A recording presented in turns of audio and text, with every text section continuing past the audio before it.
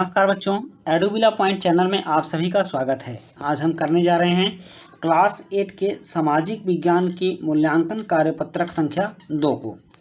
तो ये स्रोत आधारित इसमें प्रश्न हैं, जो 4 प्रश्न हैं और चारों प्रश्न के लिए आपको 1-1 मार्क्स मिलेंगे। इसके बाद निम्नलिखित प्रश्नों के उत्तर दीजिए। यह 2 नंबर वाले 3 प्रश्न हैं, इसमें आपको 6 अंक मिलेंगे। और फिर यहाँ 3 अंक वाले 2 प्रश्न हैं जो कि आपको 6 अंक देंगे, और एक प्रश्न है 4 अंक का जो आपको 4 अंक देगा। तो कुल मिलाकर आप 4, 6, 10 और 6, 16, 4, 20 अंकों के लिए इस असेसमेंट वर्कशीट को करेंगे। तो चलिए शुरू करते हैं। नीचे दिए गए स्रोत को ध्यानपूर्वक पढ़िए और दिए गए प्रश्न संख्या 1 से 4 के सही उत्तर वाले विकल्प के गोले को पेंसिल से काला कीजिए। मुगल बादशाहों में औरंगजेब आखिरी शक्तिशाली बादशाह थे। उन्होंने वर्तमान भारत के एक बहुत बड़े हिस्से पर नियंत्रण स्थापित कर लिया।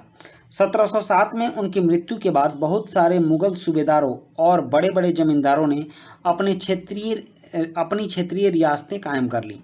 जैसे जैसे विभिन्न भागों में ताकतवर रियासतें सामने आने लगी, दिल्ली अधिक दिनों तक प्रभावी केंद्र के रूप में नहीं रह सकी। इधर 18वीं सदी के उत्तरार्ध तक राजनीतिक क्षितिज पर अंग्रेजों के रूप में एक नई ताकत उभरने लगी। 1600 ईस्वी में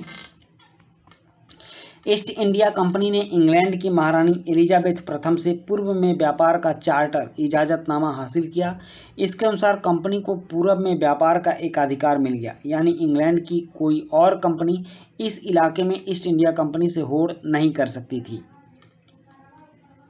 इसके द्वारा कंपनी समुद्र पार जाकर नए इलाकों को खंगाल सकती थी, वहां से सस्ती कीमत पर चीजें खरीदकर उन्हें यूरोप में ऊंची कीमत पर बेचकर मुनाफा कमा सकती थी।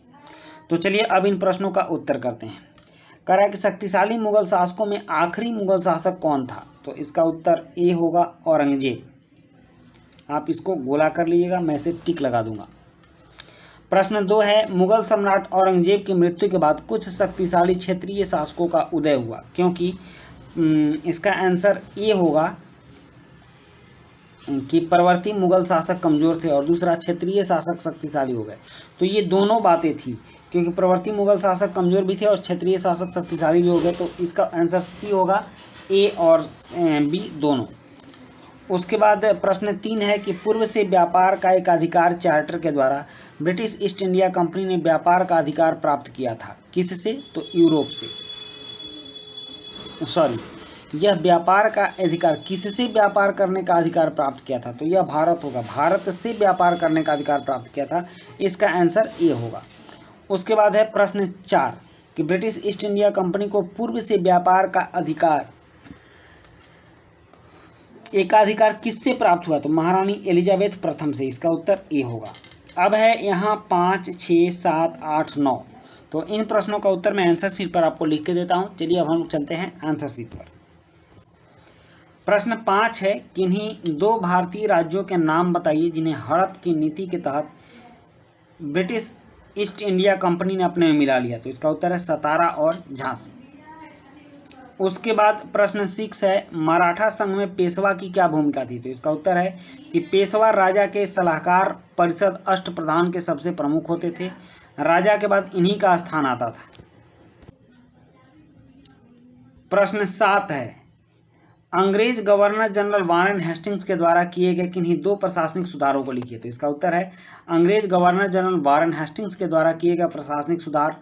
पहला है कि उसने द्वैत शासन का अंत कर दिया, और दूसरा है सभी जिलों में दीवानी तथा फौजदारी न्यायालयों की शुरुआत की।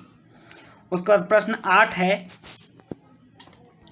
कि बक्सर की लड़ाई 1764 का क्या महत्व था? तो इसका उत्तर है कि बक्सर की लड़ाई में ब्रिटिश ईस्ट इंडिया कंपनी ने बंगाल के नवाब मीर कासिम, अवध के नवाब शुजाउद्दौला और मुगल शासक शाह आलम द्वितीय की संयुक्त सेना को परास्त कर बंगाल की दीवानी का अधिकार प्राप्त कर लिया तथा भारतीय साम्राज्य पर जीत की शुरुआत हो गई। और प्रश्न 9 है कि ब्रिटिश ईस्ट इंडिया कंपनी के द्वारा बनाई गई सहायक संधि के प्रावधानों का वर्णन कीजिए। तो इसका उत्तर है ब्रिटिश ईस्ट इंडिया कंपनी के द्वारा बनाई गई सहायक संधि के प्रावधानों में था कि राज्य अपने सेना को भंग कर देंगे और राज्य ब्रिटिश सेना का खर्च वहन करेंगे। बदले में अंग्रेजी सेना बाहरी आक्रमण तथा अन्य विद्रोह से राज्य की रक्षा करेगी। प्रश्न 10 है कि पूर्व के साथ व्यापार के एक अधिकार चार्टर से ब्रिटिश ईस्ट इंडिया कंपनी को किस प्रकार फायदा हुआ, स्पष्ट कीजिए। तो इसका उत्तर है कि 1600 ईस्वी में ब्रिटिश ईस्ट इंडिया कंपनी को पूर्व के साथ व्यापार के एक अधिकार का चार्टर महारानी एलिजाबेथ प्रथम से प्राप्त हुआ। इसका फायदा कंपनी को हुआ कि ब्रिटेन की कोई दूसरी कंपनी पूर्व के साथ व्यापार नहीं करेगी, जिससे ब्रिटेन की एकमात्र company British east India company को बहुत लाभ हुआ और अकेले इसने पूर्वी देशों पर अपना एकाधिकार स्थापित कर लिया।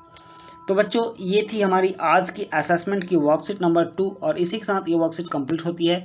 वीडियो अच्छी लगी हो तो लाइक, सब्सक्राइब, कमेंट जरूर कीजिएगा। मिलते हैं नेक्स्ट वीडियो में। Thank you.